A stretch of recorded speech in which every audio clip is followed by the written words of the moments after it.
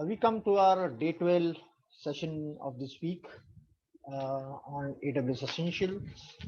Okay. And agenda for today will be we'll talking about AWS database overview.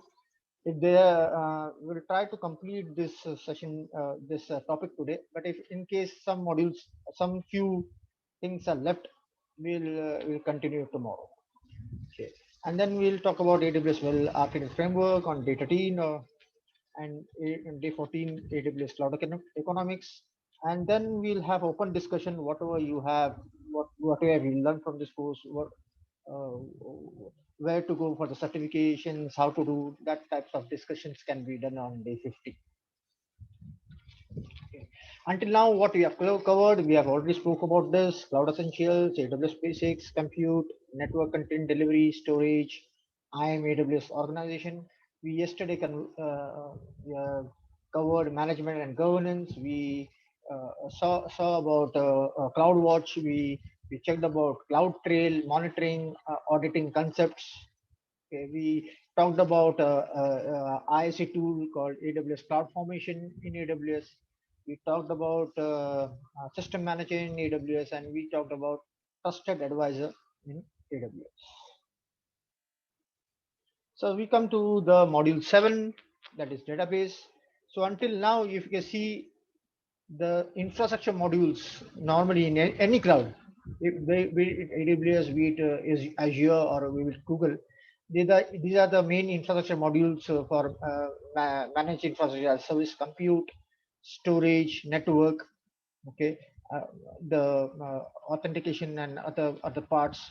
Okay, and this is the module. These are the main module which we try to cover in this course. So module 7 is database.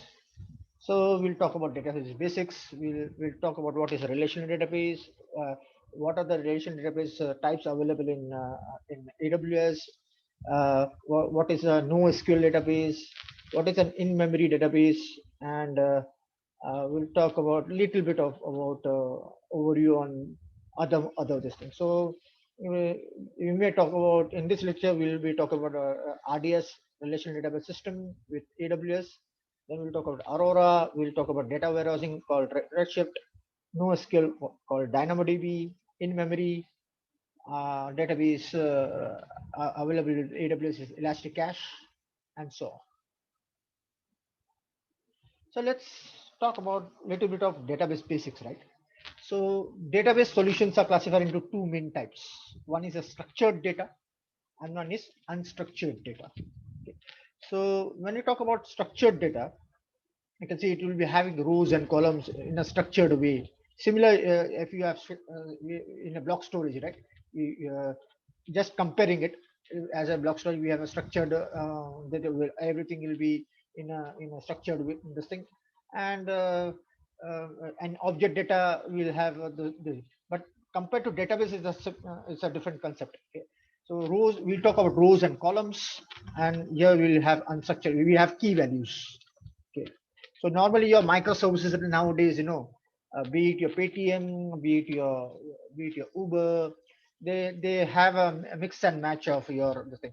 So traditional ERP, enterprise resource planning applications like Oracle, Oracle database, okay, my SQL server, they normally use RDBMS, relational database system management system, working on structured data as a structured database, and many other there like DynamoDB, MongoDB, Cassandra DB. They use unstructured data. So mostly now, if you talk about your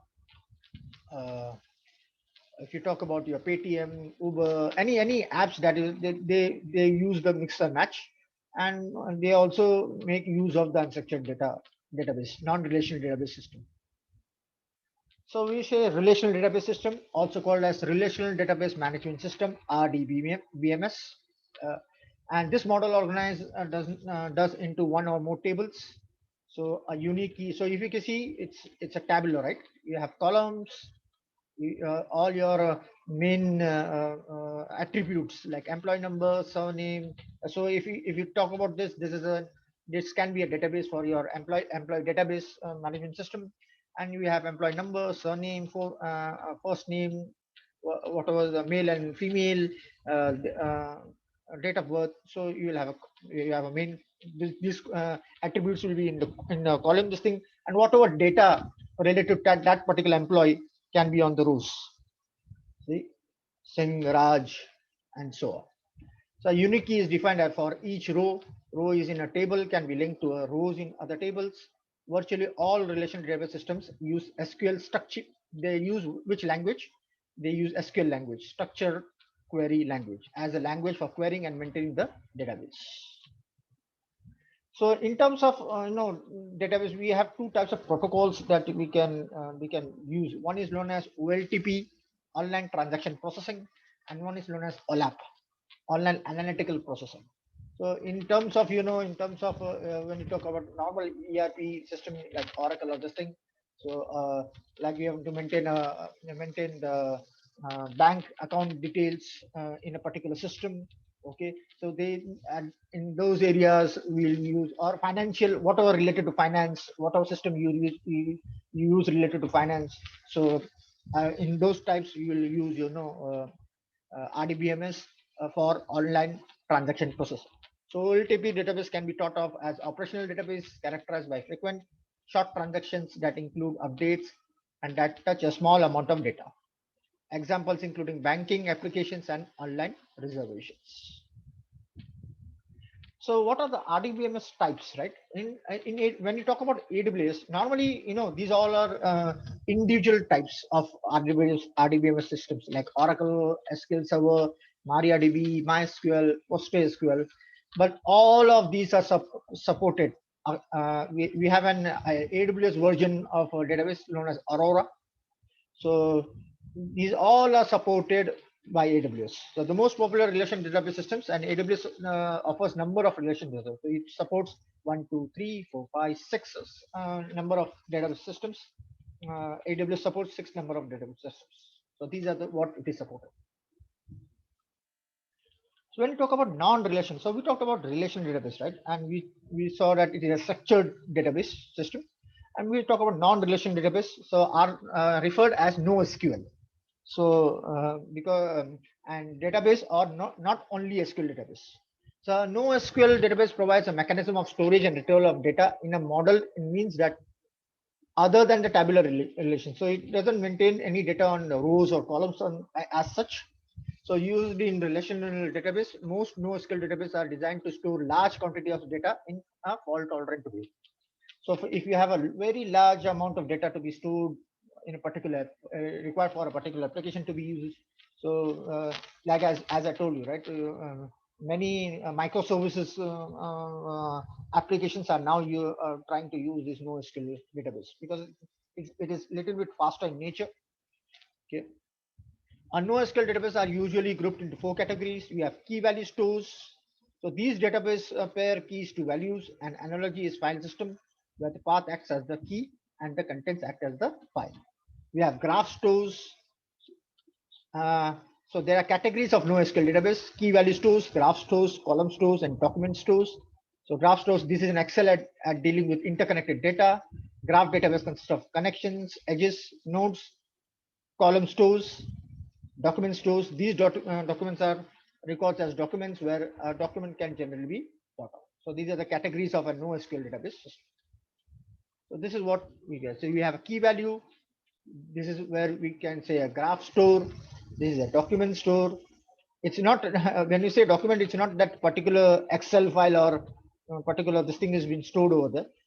A particular data related to that document is stored on those things, and you have a column store. So if you can say key example of key value, you'll have a number. So when we create an EC2 instance and we are providing tagging, right?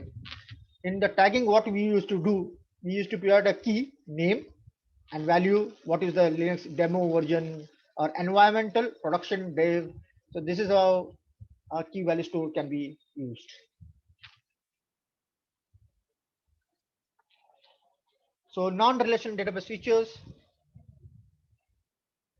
simplicity of design, open source and does not use any schema. It doesn't have any a particular tabular schema. For example, storing all customers order into info in one document as opposed to having a join many tables. So it can have all your customer order in one document instead of having a tabular format. So provides better horizontal scaling to clusters of machines. NoSQL database automatically spread data across servers without requiring application changes, meaning that they natively and automatically spread data across. So it doesn't mean that we will not be using SQL database, but any financial system will require then that relation database system, right? But as more as the our application architecture is growing, most is going very simpler way, or more we are uh, uh, focusing on user interface part. So NoSQL database will also come into picture. So finer control over availability, servers can be added to or removed without application downtime. Most NoSQL database support data replication, storing. What is data replication? I'll just speak in my future slides. So storing multiple copies and easily capture of all kinds of data, big data, which include unstructured and semi-structured data. So semi-structured, you can say MongoDB, Cassandra DB are types of semi-structured database. So NoSQL platforms. So if you see document database, these are the MongoDB is kind of a document database. You have Neo4j, you have Redis for wide column stores, and you have Cassandra for key value databases, right? So Amazon SimpleDB, Amazon DynamoDB. It's a, so Oracle, we have an Oracle Node database system also, and these are other types of. So these are the most popular relation database, non-relation, NoSQL relation database systems. So when you say SQLDB, they are called RDBMS. NoSQLDB, they are called not only SQL or not, NoSQL. And SQLDB normally it has a framework called ACID properties. It works on ACID atomicity, consistency, isolation, and durability. It is known as ACID model of a database, and this works on a CAP model: consistency, available, and partition tolerance. So these are table-based database, that is the data stored in a table with rows and columns. These are database documented based on key value pairs. So these are standard schema, predefined schema. When we talk about SQL, RDBMS system or SQL database, these are not standard schema, not preferred for large big data sets, preferred for large big data sets. When you talk about big data and other things, analytical data, NoSQL can be an option. So one more point when we talked about RDBMS database systems, we talk about NoSQL database systems, and there is one more in a database environment we will normally hear about data warehouse. So what is data warehouse?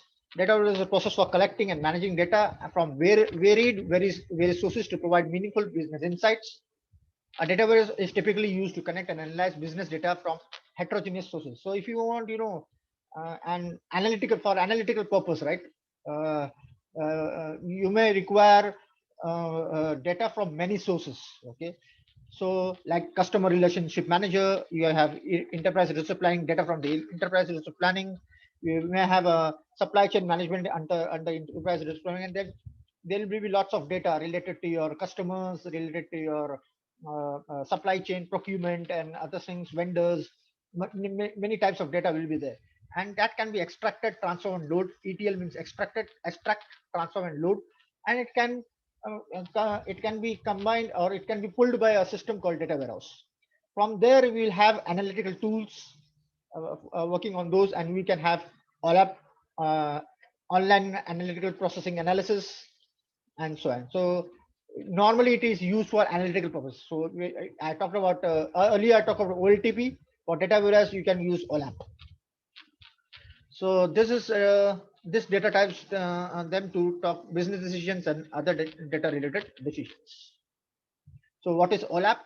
Online analytical processing is the technology behind many business intelligence tools. So if you talk about CRM programs like Salesforce, the Oracle Business Intelligence applications, okay, they work on the analytical processing, and they use their own data warehouse to do that. Right? So data warehouse are designed for OLAP. For AWS, data warehouse is Redshift. So online analytical processing, which is used to integrate copies of transaction data from other systems. So you can see regions, the sales information is given, and you can have an analytical dashboard created, and or you can create your business intelligence over it. So data warehouse platforms, Oracle Exadata, Snowflake, you have in AWS, you have Amazon Redshift, in Google, you have BigQuery, in Microsoft, you have Azure Databricks, and we have Teradata. So you talked about, we talked about data warehouse, we talked about RDMS system, we talked about NoSQL system. There is one more term called in-memory database. So what is in-memory database? So main memory database system, or you can say a data, whatever queries are there in it. So where normally your data is stored in a storage device, right? If you talk about AWS, it can be a EBS volume, or it can be an S3 object storage, or this thing. But sometimes you require some fast connectivity to respond to your queries. Okay, and as this can be this can be an volatile type of storage also. Okay, so uh, in many cases, if you have an temporary storage for your caching and for your queries to respond to, so in many database systems you will find that for fast level of uh, query response, you will have in-memory database. So in-memory database are designed to attain minimal response time by eliminating the need to access disks. So in-memory data is risk for being lost upon a process or a service failure. And in-memory database are ideal for application. So you can see in-memory database, your queries are updated, transaction log is there, and it stores in a main memory. It will have a memory within that storage device, or within that this thing, where it can store over there. So for AWS, we use Elasticache. So what are the types of there are third party memory databases, right? As Memcached and Redis. Okay, and your Elasticache supports both of them, memory cached and Memcached and Redis. So what is in memory database, the most popular cache database based are Memcached and Redis. AWS offers its own version called Elasticache, but it has the features of both Memcached and Redis. So memcache is an in-memory key value store for small chunks of arbitrary data strings, API calls or page rendering. It is open source, high performance distributed memory. And Redis is open source BSD license. So when you talk about open source memory database, it is Redis. So in-memory data structure stored used to database, cache, and message broker. Amazon Elasticache offers fully managed Redis and Memcache. It is fully managed in-memory data store and cache service by Amazon Web Services. Amazon Elasticache automates common administrative tasks required to operate a distributed in-memory key value environment. So, what are the database services available with AWS? It is Aurora, Amazon RDS, used for your relation database. You have for Redshift for data warehousing, and DynamoDB for NoSQL. You can see a relational database, traditional application, ERP, CRM. What are the use cases for it? It can be ERP, CRM, and e-commerce. So what database systems for a relational database what you can use? You can use Aurora, RDS, data warehousing, Redshift. If you want to have key value, NoSQL database, go for DynamoDB. In memory, we have Elasticache for Memcache and Elasticache for Redis. If you want document content management catalogs or user profiles that needs to be stored or maintained, you can use Amazon Document DB and so on. Right. So you have similar. If you say AWS, you have Amazon. If you say relational database, it's Aurora. NoSQL database is DynamoDB and SimpleDB. NoSQL document is DynamoDB. NoSQL graph Neptune. Data warehouse is Redshift. Caching is Elastic Cache. When you say caching, it is in memory caching. Okay. So similarly, those components are available in Azure also. That is, you can have SQL database, CosmoDB. You can use CosmoDB for NoSQL, SQL data warehouse for data warehousing, and Redis and Cache for caching or in-memory. So let's talk about Amazon RDS. So Amazon Relation Database System is a managed web service that makes it easier to set up, operate, and scale a relational database in the AWS cloud.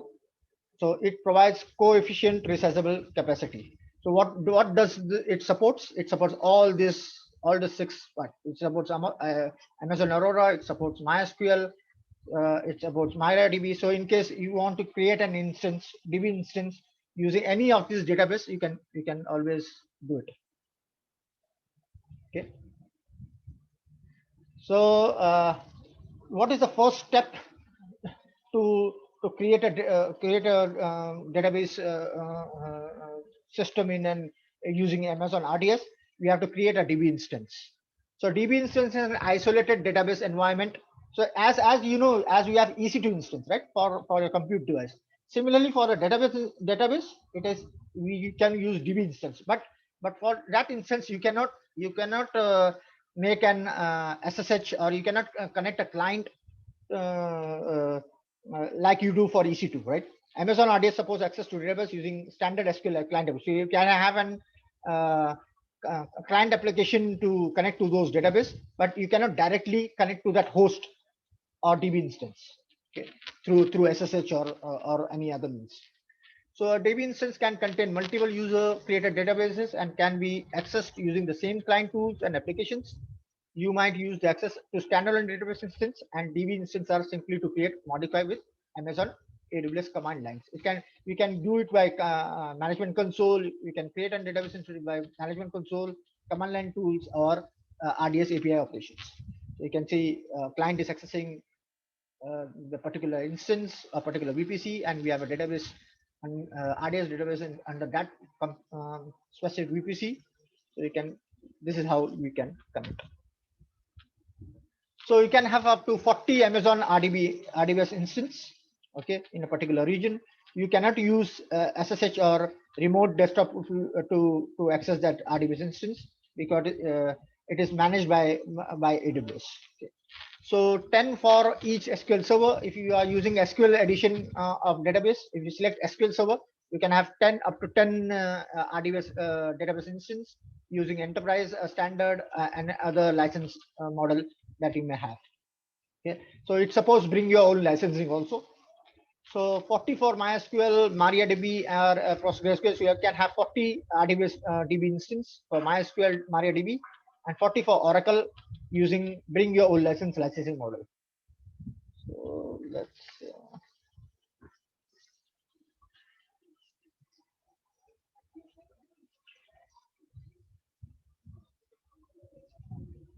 So you can see and Amazon RDS, it can support up to maximum 40 RDS instance. When you say M, it's a master instance, which can be made up to different types of DB as below. Licensing model include, okay, you can have 30 up to 30 Oracle DB instance, or you can have 10 SQL instance, or it can have 30 other DB instance. You can, it also supports bring your own license model. If you have a license for Oracle or MySQL, that can also be brought under the AWS umbrella. Any issues or any questions until now? Am I clear? Yes, sir. You are clear, sir.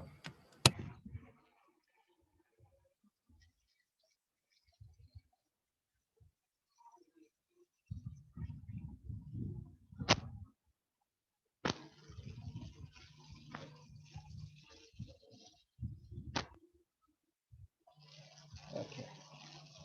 So, so when we talk about RDS DB storage, okay, we'll have, you know, so we have this storage can be defined like similar to EC2, right? We have an EBS volume storage, right? So similar to your EBS volume storage, what will you have? What you will have a GP2 We'll have an IOPS optimized storage. We'll have a magnetic based storage. Okay. Similar thing is your RDBS instance can use your EBS volumes. These storage types are dynamically increase their size when needed, but based on the database workloads and price associated with it. So you have IOPS based storage, we have latency based storage, we have throughput, the number of bytes transferred from one disk every second, throughput based storage, and you have queue depth is a number of waiting in the queue before they can reach the disk. So Amazon RDS provides three types of storage: general purpose SSD, provisioned IOPS SSD, and magnetic, similar to your EBS volume storage. Okay, so general purpose SSD offers cost effective. The following are the storage size ranges for general purpose SSD. For MariaDB, you can go up to from 20 GB to 64 terabyte.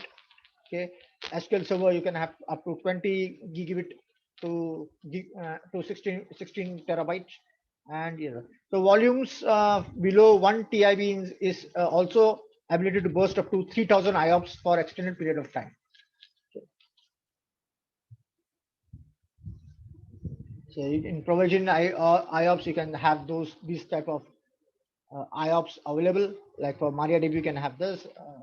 The range of storage can be this much, and maximum IOPS is 64,000 guaranteed only for. So you have as you have family types in EC2 instance. Similar, you have family types in database instances also.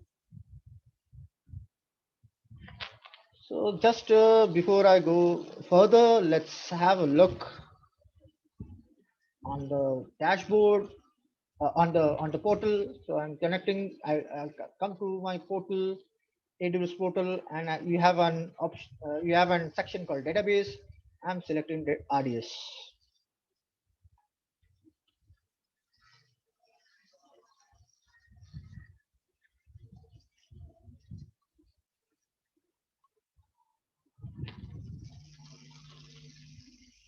Okay, so you can have this. This is what the dashboard is. So you can in the dashboard you can see how many DB instance up to 40 DB instance can be provided. There is a term of clustering, right? Having two or more database in a cluster format for your redundancy purposes or fast performance purposes. Okay. Then you have reserved instances similar to your this thing. You can have on-demand instances and reserved instances. You can create snapshot of these database instances. It can be manually up to manual. It can support up to 100, and you can have automated snapshot configured also. We have event subscription, and you can have these databases in the particular subnet groups in the under one VPC or multiple VPCs under one region, multiple regions, or under one AZ to multiple AZs.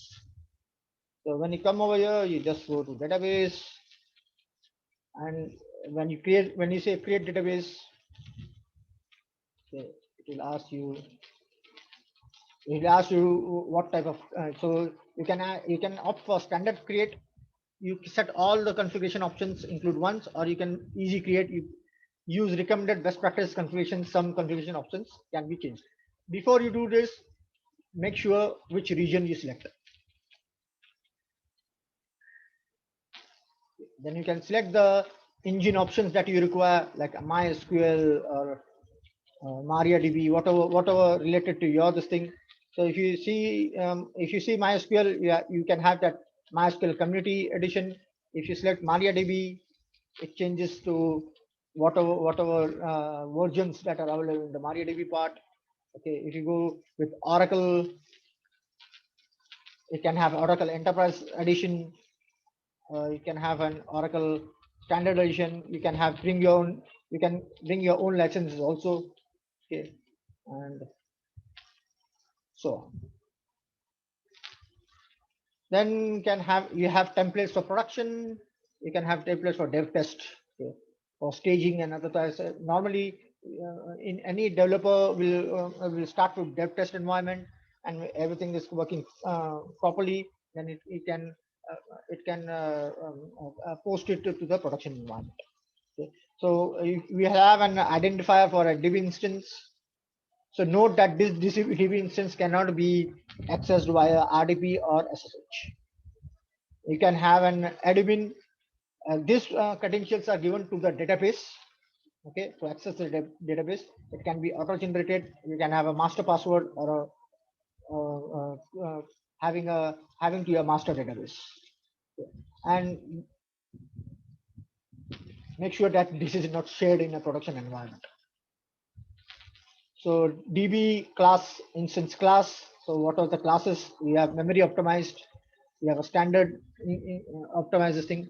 So you can see, if you can see the number of available instance family for DB, you can have it. Right? It depends on how many vCPUs, whatever the RAM is required, or how many network IOPS or megabits per second it can provide. Then you can have storage. Once is this is related to the compute part of the DB instance, and then you can select the storage class. They are general purpose for provision IOPS or magnetic, and we can have minimum. Minimum it will be 1,000 IOPS, and maximum it can go to up to 40,000 IOPS. For allocated storage, it can be 100 GBIC to 65 terabyte of data. Can have this auto scaling is not related to your EC2 auto scaling, but you can provide your scaling support for your database storage based on your application. That we will be talking about. So you can have a single AZ deployment, or you can have multi AZ deployment. So you can connect to a particular VPC. You can create a custom VPC. It can be a part of the custom VPC. You can provide which subnet that database belongs to. Whether you want normally nobody gives public access to your database system. Okay, so normally should be no. You can have a specific security group for those, and authentication purpose. So estimated monthly cost, it gives you, see, DB instance. It can, so the billing estimate is based on the on-demand usage. Okay, that we will see. We have on-demand, we have reserve instance. So these are the factors where the pricing can be. It depends on the DB instance you choose. It depends on the storage type you choose. It depends whether it's a single AZ or multi AZ, and it depends on what IOPS you can choose. Just to give you an example. And then when you say create database, it will create the database for you. Am I clear until now? Yes, sir. Okay. So let's talk about some basics things. Okay. So earlier, in an EC2 environment, we installed a web instance on a public zone. We installed and we acted as if this is a DB instance in a public zone, in a different subnet in a particular AZ. Okay, and we were accessing it in a normal real-time environment. What will we have web tiers. So when you talk about the 3-tier architecture, right? We talked about web tier. We also talked about the business logic like API gateways and other stuffs. Now we are talking about the database tier. Okay, the main part of the third part of the 3-tier architecture. Okay, so when we have a web tier, we can have multiple EC2 instance hosted using auto scaling. Okay, and this can be in a region 1. This can place in region 1. The similar type of environment can be placed in region 2 in that particular availability zone. Both of these web servers, web tiers can be accessed through elastic load balancing, and we can use Route 53 to have the domain routing procedure. Okay, for scaling purpose, we have for EC2 instance, right? For the web tier instance, we can always use the auto scaling part. Okay, can we use the same setup for a DB? Anyone?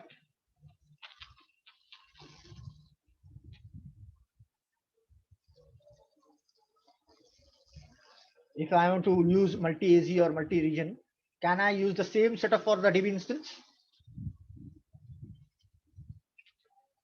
So the answer is no, actually, because all these applications are, all the applications that we use on the web tier are stateless applications. Okay, so it doesn't require any return traffic to your return traffic has to be specified. Okay. But when we talk about DB instances, all those applications will be stateful applications. So this type of setup will not be feasible, or you can say that this part of auto scaling cannot be feasible on to use the DB instance. But how can we achieve that? Okay. So normally, uh, normally when you say when you design any data center, right? So you will always have a primary site, okay, a primary DC, where all your application and database will be working with on a hierarchy this thing, and you will have a copy replicated to a disaster recovery site. So this both, there are two types of communication where we can achieve this. Either it can be a synchronous type. Okay, so just to okay, I'll tell. It can be synchronous or it can be asynchronous. Okay, so when we talked about AWS, we talked about that it can support up to minimum of 3 availability zones. Okay, a minimum of 2 availability zones is required per region. Okay, so and we said that both all these availability zones are different data centers connected through a low latency link. When you say low latency link, what are the types? So there are two types of communication types. One is synchronous, means that two or more people exchange information in a real time. Okay, so whatever you do a change over here, automatically in a real time scenario, using those low latency links, changes can be replicated to this availability zone. If there is any changes in the primary one, it can be replicated to connected availability zones. So two or more people exchange information real time. They provide permanent connection between two endpoints. So it can be dark fiber, it can be a dedicated lease line between these data centers. Okay. And then we have one more type of communication called as asynchronous communication. Okay, so refers to the exchange of data between two parties without the requirement of for all participants to respond immediately. So any change of this thing in this cannot be replicated at that particular time. Okay, it will be stored in primary this thing, but as with the scheduled replication this thing process, those those things will be replicated on the um, on the other part on other data centers. So this point, right, it may have, when you use asynchronous, it may have little bit of chances of loss of data, because everything is not copied at the same time. Okay, either you can copy it how in normal traditional data centers, what they do, that lease line or dark fibers, dedicated lease line or dark fibers are very expensive. Okay, so they are connected to an MPLS network. Okay, and then what they do, that they may have an replication components, like if you talk about Oracle, they have use Oracle Data Guard, or you can use RAC, replication real-time application clusters. Okay, and Microsoft have its own, or you can use a tape backup store, you can have a disk backup, which can be replicated over the time within a schedule, or in the night hours you can replicate the data to the DR site. Okay, so it can be over the internet, or it can be a lower yeah, or a MPLS network, not a dedicated lease line.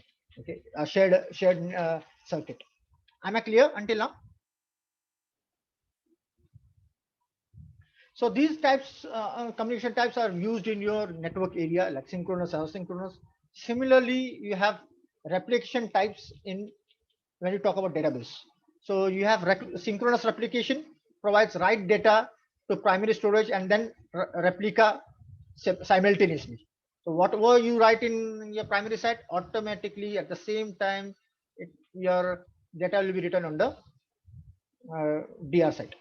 Asynchronous replication products copy the data to the replica after the data is already written to the primary storage. As I told you that everything will be copied over here, and then using that link, MPLS link, you depend on the bandwidth of that link. Those data will be replicated using some tools related to the database. Okay. So when you talk about disaster, right? When we talk about disaster recovery, there are two main factors that we normally talk about. One is the RPO, recovery point objective, and one is your RTO, recovery time objective. So you can see the recovery point objective.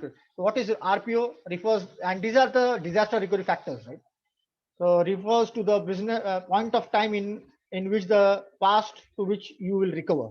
So it depends on your data loss.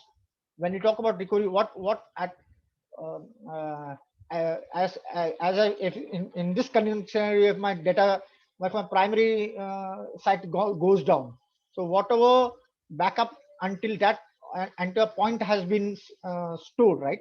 Okay, means my company can say uh, I can survive with having a data loss for 30 minutes or an hour or 2 hours or 4 hours. Minimum it can vary from if you talk about database, it can vary about 30 to 1 or 2 hours. If there isn't any other file source storage, it can carry on more, the RPO will be more. So at what particular point your data can be recovered. Okay, so that is termed as RPO. And at what time your complete this thing, right? Once your primary site is down, it will be switched to DR site. And what will be the time to recover this PRS? It is called as recovery time objective, because to the point in time in future in which you will be able to you will be up and running again. Okay, so these are the disaster recovery factors that you should know about. Okay, so in terms of your RDS RDB-based system, right? So when you create a DB instance, you will be creating a master database located in a particular availability zone.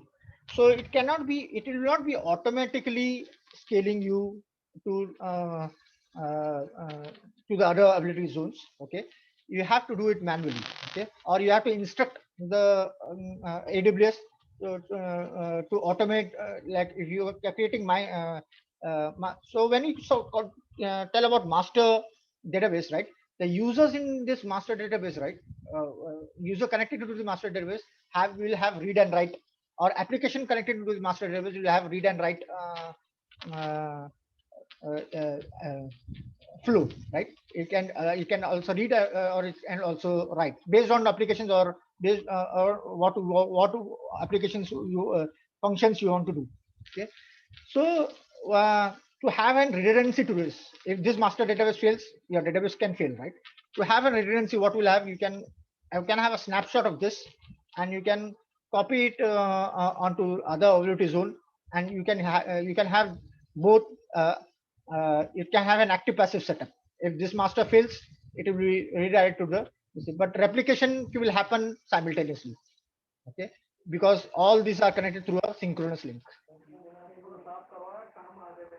So this thing is known as stand. Please mute yourself. Anybody unmute? Yeah. This type of this thing is known as standby, master standby or master slave a type of this thing, right? Now, in particular environment, right? So there may be there may be applications, right? Will require most of the read type of query instead of having writing to that query. In those scenarios, right? What will happen is that having a snapshot of having a standby this thing on multiple multiple availability zones, right, or multiple regions will add cost to the will add your cost to the this thing, right, to your budget. Okay, it can limit your budget. Okay, so if you have applications having more of read types of query, right, so AWS provides you, or the database RDMS set in AWS, it provides you to have read replicas. Okay, so you can have read replicas in multiple availability zones or multiple regions. Okay, so when you create and master this thing, it should be close to your web tier. Okay, you can have replicas on your multiple regions or multiple AZs, or and you can have a single or multiple standby master slave scenario. Okay, so you have read write, you'll have what you can only, your client can only, or web client can only read the particular this thing, and these can be replicated in an asynchronous mode or synchronous mode also. Am I clear? So here you can save cost. You don't have to go for a similar type of standby storage over there. Am I clear on this? Yes, sir. Yes, sir. Clear, sir. So this is what we talked about. Okay, we talked about the replication and this thing, and this is very important in your production environment, right? We will not talk about only web tiers. We'll always talk about the data, and where the data is stored. It is always stored in the database. Okay. So Amazon RDS uses several different technologies, and it can support up to multi-AZ deployment. The high availability feature is not scalable. Scaling when you talk about standby master, it's not scaling solution. You cannot use a standby replica to serve data traffic. Instead, use read replica. So how is a read replica? Amazon read replica uses MariaDB, MySQL, Oracle, and whatever MariaDB, MySQL, Oracle, PostgreSQL, whatever database you use, it supports up to 5 read replicas in each DB instance. So you can have up to 5 read replicas if you use one of these databases. Okay. So Amazon RDS takes a snapshot of source instance and creates a read-only instance from a snapshot. Updates made to the source DB instance are asynchronously copied to the read replica. So the information following applies to create Amazon RDS read replicas either in the same AWS region as the source DB instance or in separate AWS region. So what you have metrics that can be monitored through CloudWatch. There are many metrics, storage metrics, and compute metrics that we spoke about yesterday. And what are the how do you can set up an RDS? You can always use management console or CLI. You can you can create and roll to control the Amazon RDS system. You can create a DB instance. A DB instance provides a network address called an endpoint. So you can configure the subnets and other things.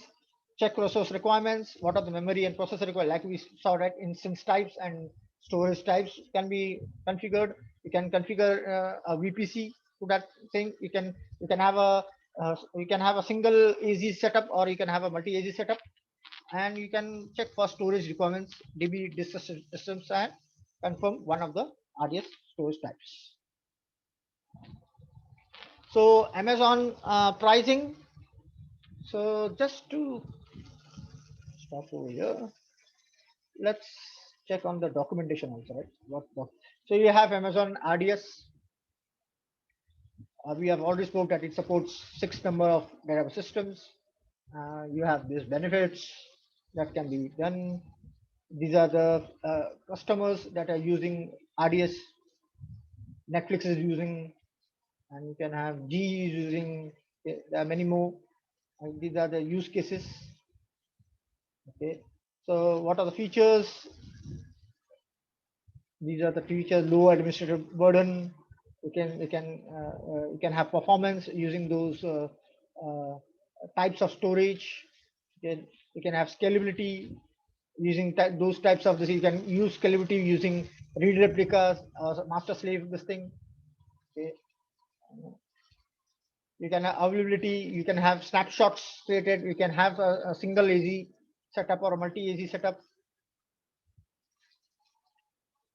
You can have security to add security to this thing, and can main thing is you can have cost effectiveness, right? You can use reserve instance, you can stop and start. Amazon RDS allows you to easily stop and start DB instance up to 7 days at a time. So if you want to reduce cost, you can do that. And there is no upfront commitment from Amazon RDS. Okay. So normally why this is used, stop and start.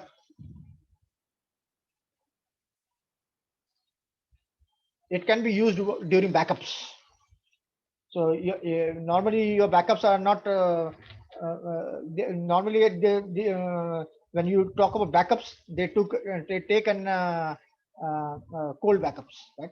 Your instance should be stopped, and so that you don't have any integrity issues during the backups. Okay, so that's the reason you can have 7 days at a time. You can do that.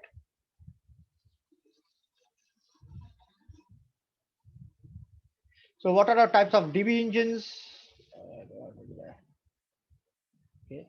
So these are the types of DB engines. We have reserve instance, we have on-demand instances, and we have reserve instances. Reserve instance, when you talk about, is 1 to 3 years commitment. You can have instance on single AZ deployment. You can choose for multi AZ deployment also. Let's see the pricing below, and you can the pricing can differ region to region. So these are types of similar things. Standard instances. We have memory optimized instances also. So when you talk about DB instance, right, it can be two: standard instance and memory optimized. Okay. And regarding the what types of instances, you can have on-demand instances, and we have reserved instances.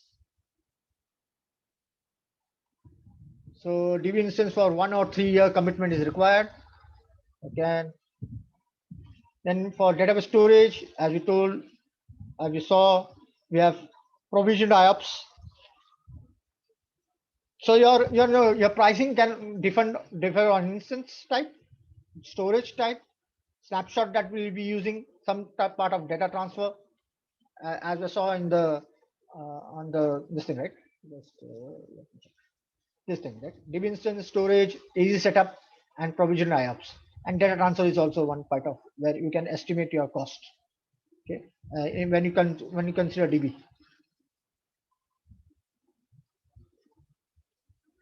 So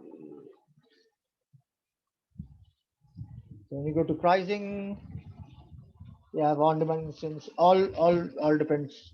You can all get details over here, right? Whatever you choose. We have already talked about RDS. What is RDS? What are the DB instance? If you want to check what is the DB instance, okay. The FAQs are already there. How is a free tier? So Amazon free tier offers free usage of a single AZ MicroDB. So if you want to practice, you can have a single AZ setup. Okay, and the free usage of 750 instance hours per month. This is what it can provide you.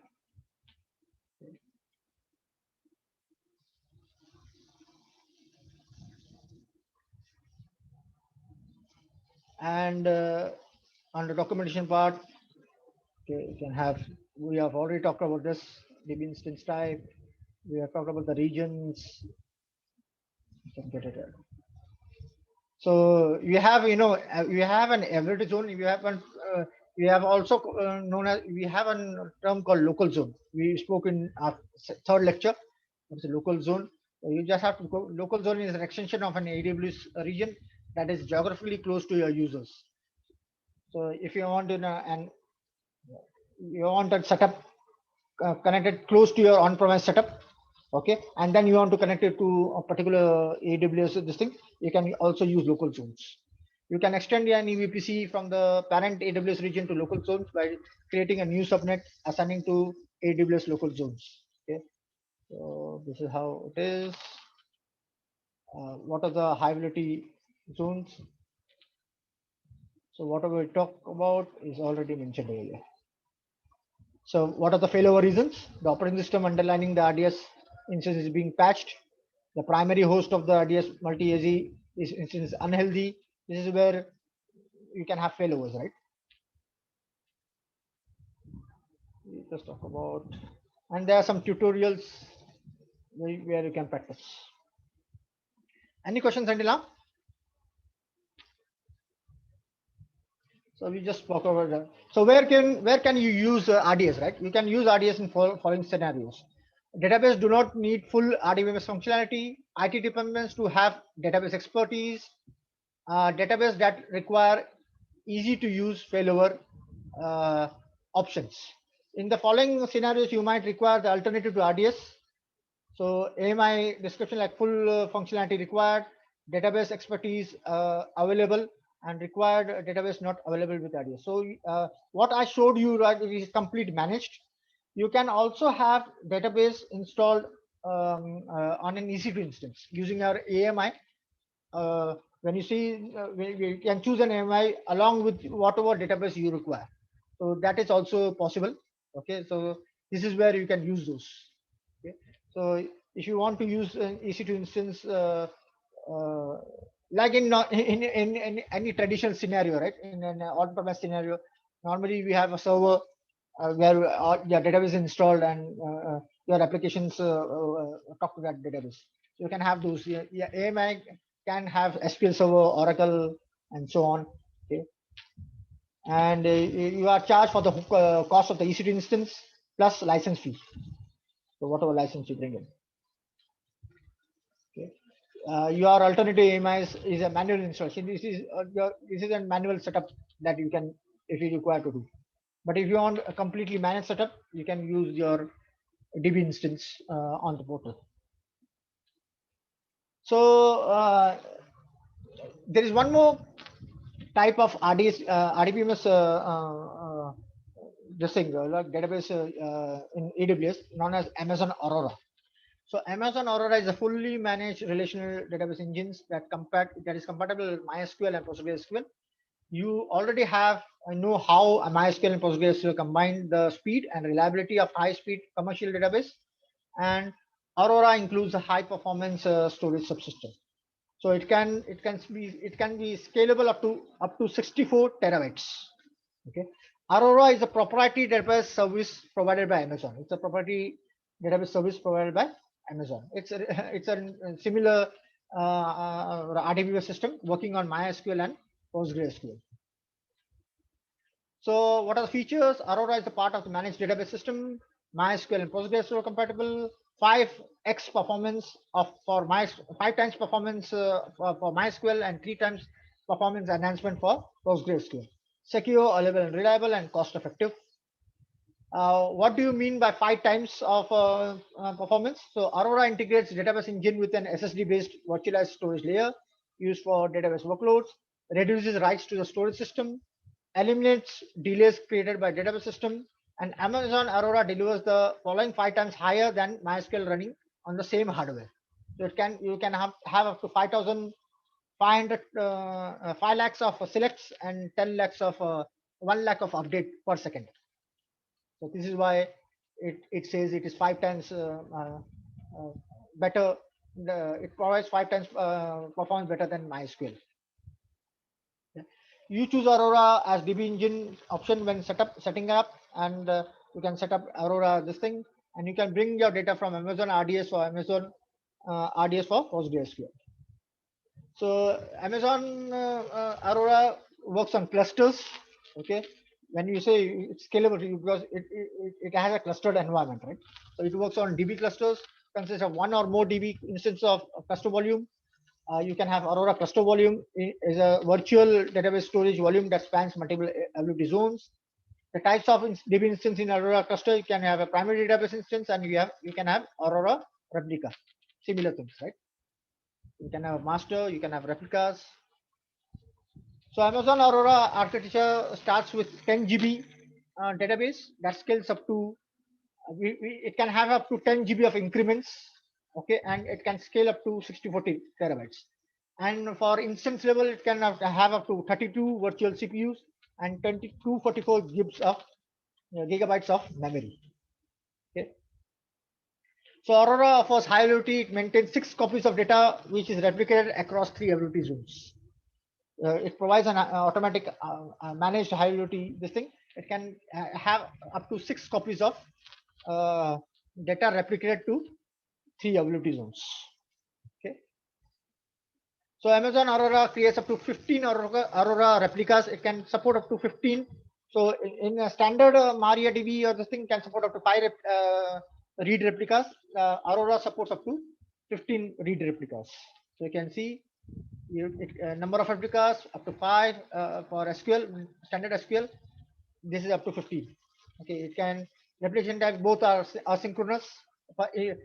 Replication type from a master database to a read replica is always asynchronous. Okay, replica location in region, it can go to up to it can be particular region, and this can be cross region. Okay, and automatic failover is yes. Okay, and these are the types. Sir ये replica क्या है? What is replicas?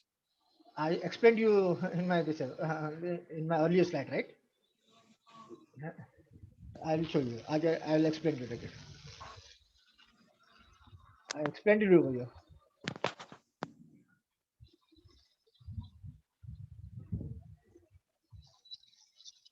So I showed you this, right? Master है. One is that जब भी हम database create करेंगे तो एक master create हो जाएगा. So by default वो master ये नहीं करेगा, मल्टी एजी में डिप्लॉयमेंट नहीं करेगा या रिडंडेंसी नहीं मिलेगी. तो अगर मास्टर फेल हो गया तो आपका डेटा लॉस हो सकता है. तो उसको कवर करने के लिए we have two scenarios. One is master slave, where you can have a snapshot of this database copied over here, and then we can have it can work as a active passive setup. Both these will be working on the synchronous replication. Okay, and because it is this can be used by applications with read write scenarios, right? So अगर मैं master का ही एक copy इधर डालता हूं तो मुझे जो मास्टर के लिए मैंने कॉस्ट मैं प्रोवाइड करने वाला हूं वही कॉस्ट मुझे स्टैंड बाय के लिए भी देना पड़ेगा. अगर मेरे कुछ एप्लीकेशंस ऐसे हैं कि जिसको ज्यादा कर रीड क्वेरीज चाहिए, राइट क्वेरीज की जरूरत नहीं है. Okay, only read only queries चाहिए. ठीक है, तो वो and that point of time we can use read replicas. Now and this read replicas for SQL you can have up to 5 read replicas, और ये ओनली रीड ओनली रहेगा. And your master will replicate your data in an asynchronous using asynchronous communication, and it can your client can only read the data. I'm clear now? Okay. Use Aurora Global System is a physical replication.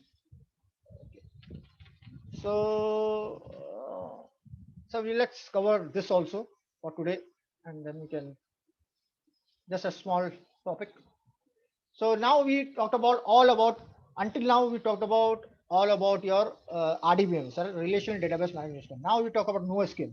So in NoSQL, for Amazon provides NoSQL database known as DynamoDB. So DynamoDB is a key value, as we spoke in our earlier slide, that we have key value stores, we have document stores. So DynamoDB is a key value and document database that delivers single-digit milliseconds performance at any scale. Hundreds of thousands of AWS customers have chosen DynamoDB as their key value and document database for mobile, web, gaming, and tech, IoT, and other applications that need low latency data access at any scale. So when you say fast access and large scalability, you can go for an NoSQL database. So following are the features of DynamoDB, perfect for mobile, gaming, and advancing technology, fast and flexible NoSQL service, fully managed NoSQL database suitable for document and key value stores model. So following are the benefits of Amazon. Okay, suited for heavy applications, always stored on SSD, fast and flexible, high availability, and built-in. So these are the benefits of a NoSQL database. They are basic components of MySQL for Amazon and DynamoDB. It works on tables, items, and attributes. Okay, you can create a table. You can have items under that table, and you have attributes related to that table. Okay. So this is, yeah. DynamoDB offers, the consistency, data consistency model that we spoke on our storage section. We have one is read consistency, where we have once you write that this thing, it will be available to read immediately. We have eventually consistent reads, and we have strongly consistent reads. Okay. What you can what are the steps for DynamoDB? You can log into AWS console, open a DynamoDB console. You can create the table, write data, read data, update data, and query data. So Duolingo is one of our application used DynamoDB to store 31 billion items for their online learning site that delivers lessons in 80 languages. So we have let's see on the, so come to your services. I say DynamoDB.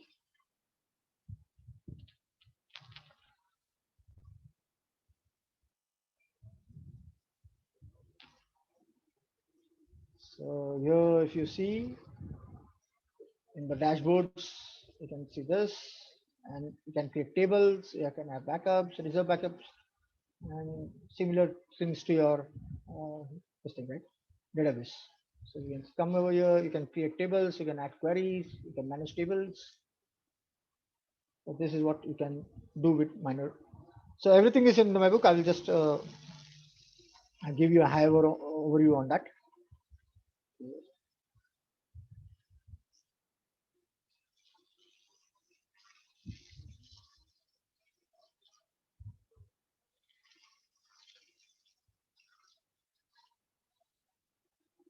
So FAQs for Aurora is also there.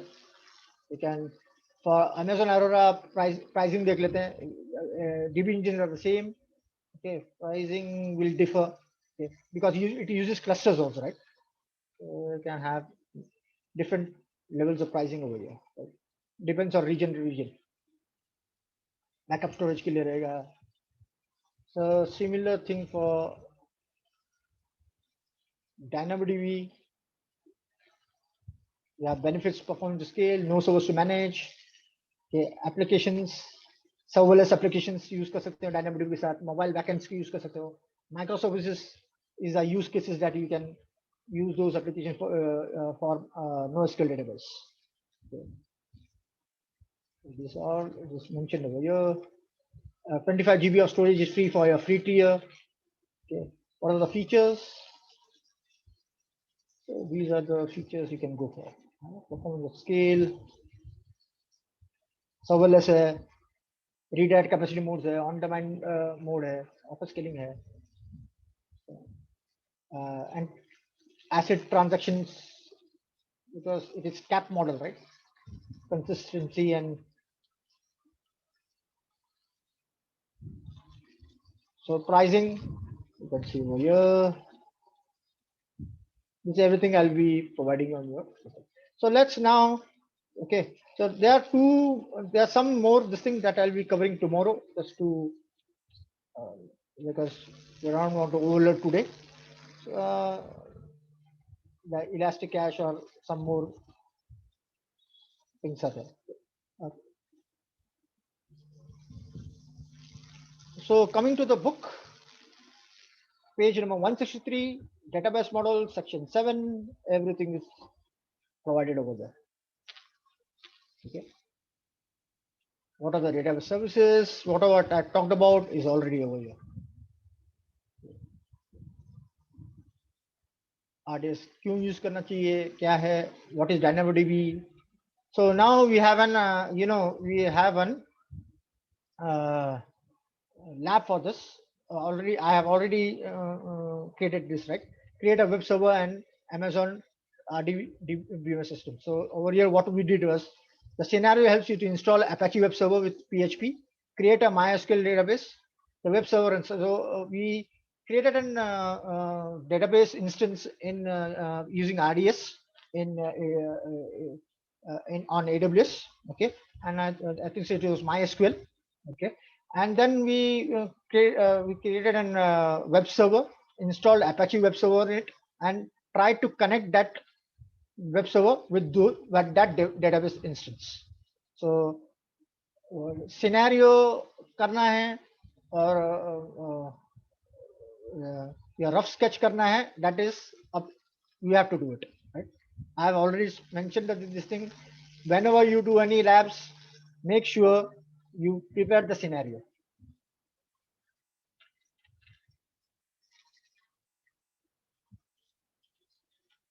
A high level scenario already I have provided over here. Then what are the prerequisites? So what I created a VPC using North Virginia in US East 1 and C. I created a public subnet, I created a public web server and a private DB instance. Okay, created a related security groups. Okay, I wanted that DB instance to be stored in that whatever DB instance I want to create under AWS for MySQL, I'll be storing it into private subnet. Okay, so create DB subnet group. Then I created a DB instance and created issue instance and installed a web server. So if you can see, you can follow the steps how I did it.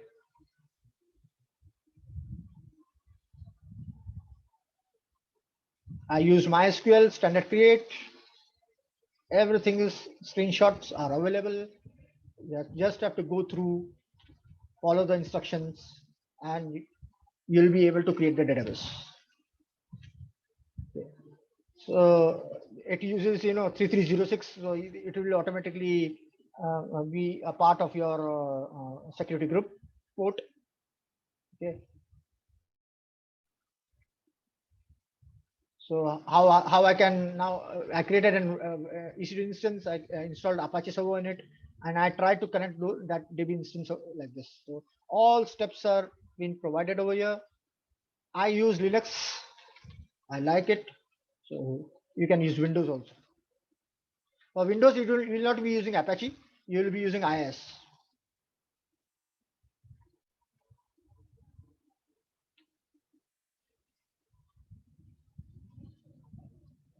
Everything is given.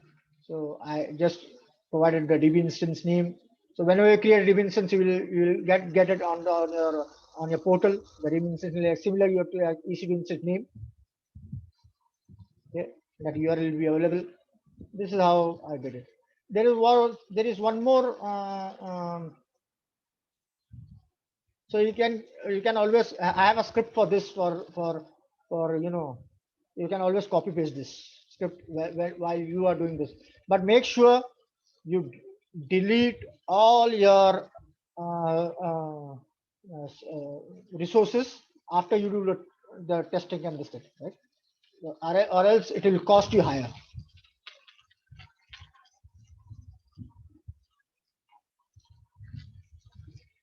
So some part of issue, I had some issue faced on the characters error. I followed the blog. Already this thing outcome. So I had a 7.2 also create MySQL database connecting a DB. I created a MySQL instance.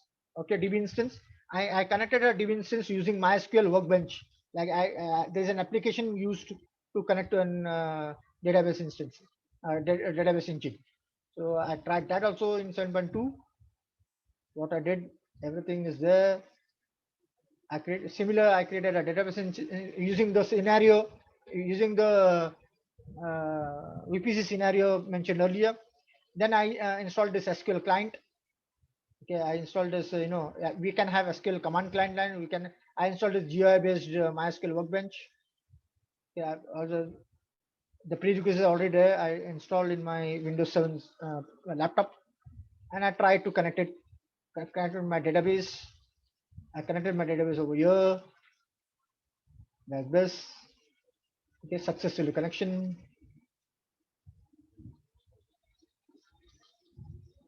You can always check it out.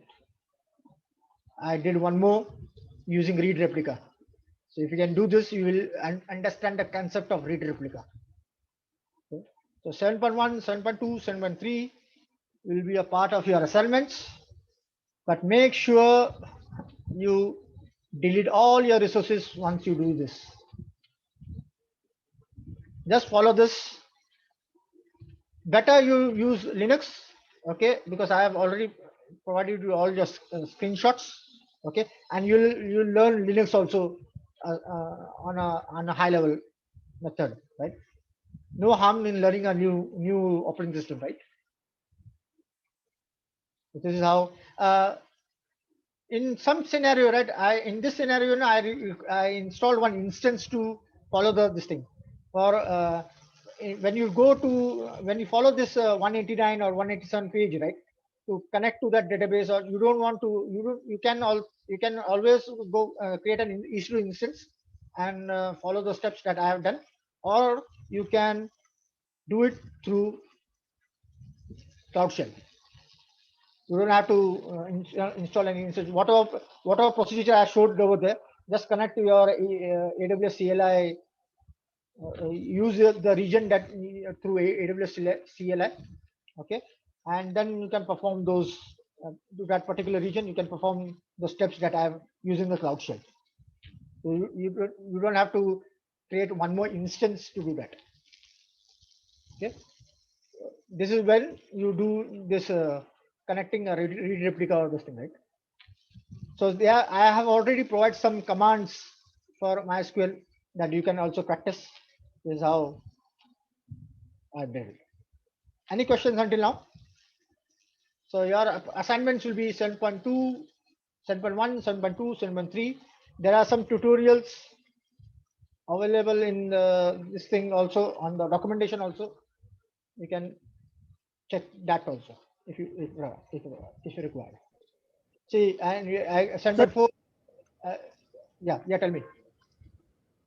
Sir, this big data is known as data, or is it some technology is there? Big data. In my very second lecture, I explained what is big data. Actually it's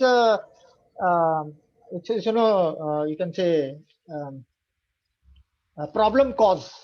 We had lots of data available in lots of devices are generating lots of data, right? Be it your mobile, be it your home appliance, be anything. Every device is creating a data, right? So the think tanks sat together and said, how can we analyze this data and use it for a better purpose? Okay, that is where big data came into picture.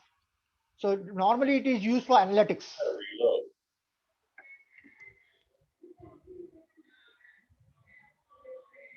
Am I clear? Sir, I just missed out the last part. What you told after devices connected together, data. Devices, the think tank, right? The major think tanks in NIST and other innovation think tankers, they sat together and said, how can we use this data to or correlated data to a proper use? Okay, to have a dashboard or to use it in a proper this thing, or to analyze this data. That is where big data came into picture. It's a problem statement. Problem statement and problem analyzing the platform. Big data is a problem statement actually. It's a problem. The think tankers came with those problem statement that we have lots of data. What should we do with data? That's the reason they named it as a big data. And so it means big data can be used for analytic purpose. You can have many. So it means tell me. Yeah, whatever the problems we face back in the back end, it comes in the big data. We need to analyze it and we need to rectify it. No. Big data is a problem statement that as I told you, there are lots of devices creating data. So if I am an innovator, I will say I will sit together. I will do the brainstorming, right, within the team, and I will say, okay, these many devices are creating data. What should we do with this data? This is where big data came into picture. It's not related to problem. Actually, it is a problem statement. It's a statement. Okay. And it can be Okay, used thank for it can be used for analytic purpose. So you can use So we can analyze. yeah, We can it is analyze that, and we can big can rectify data. that. See, big data is not a single data source, right? It can be various, like I showed you, data warehouse. It can be multiple Yes. data sources combined to one component, and then you can analyze this data. It requires a very large number of compute and memory power. Okay. Okay. Thank you. Okay, so you can always go for 7.4 for cluster environment. So this is for today. Any questions? No, sir, we have to practice, and then we will get the doubts. So it's Without like, practicing, yeah, yes, sir. Yes, so sir. whether I am giving you, I explained you all the concepts. Okay, I have Yes, sir. given you Yes, the sir. resource. I Exactly. have given you the resource. Yes, sir. Already tried and practiced resource I have given you. Okay, you Yes, just sir. have to follow. You have to practice it at least for 3 to 4 months to clear your concepts. Yes, sir. Okay, if you are Definitely. planning to go in examinations, I will always say don't jump to examinations. Don't jump to certifications. Clear your concepts and then go, because if you don't clear your concepts in certification exams, you will not in AWS is a very tedious exam. You will not get a straightaway questions. Okay, it will Yes, always sir. confuse you, Yes, sir. and if you don't have a real time practice, you will fail. Yes, sir. So practice is the key. Yes, sir. Definitely. Exactly. Okay then, thanks. Right, sir. Thank you, sir. Jazakallah. Thank you. Excuse me, guys. Yeah. Who is Faraz Khan here? Faraz Khan. Faraz Khan Yes, is on may the I? call. What is your exact Yes, name? What is Muhammad your Akram. Muhammad Akram. You have registered by Muhammad Akram. Yes, Okay, let me know. Actually, we need your contact number. So, I sent my document to Abdul Manan sir. okay, no, actually, okay. Thank you, no problem. Muhammad Akram, right? Yes, yes. Okay, okay, thank you. Oh, Thank you, sir. Thank you. We will continue tomorrow. Okay. Thank you.